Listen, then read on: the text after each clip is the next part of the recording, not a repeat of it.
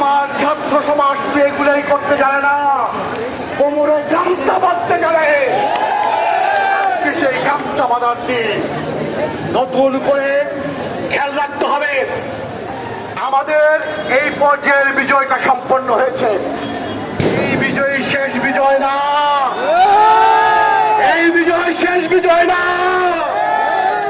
আমাদের এই বাংলাদেশে লক্ষ্য রাখতে হবে যাতে আবার নতুন করে কোন স্বৈর শাসক ক্ষমতায় আসতে না পারে।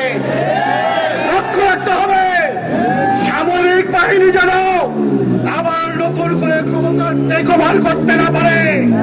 লক্ষ্য রাখতে হবে ওই বাংলাদেশের পুলিশকে ব্যবহার করে বাংলাদেশে যাতে নতুন কোন জনগণের বিপক্ষের সরকার, বিপক্ষের শক্তি আমার ছাত্রদের উপরে গুলি চালানোর মতো কোন শক্তি যাতে ক্ষমতা আসতে না পারে।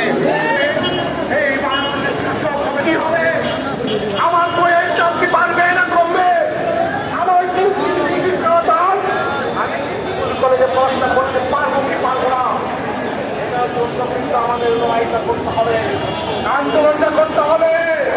শুধু হাসিনার লড়াই চলবে না। হাসিনার যে প্রেতাত্মা আছে গত 15 বছরে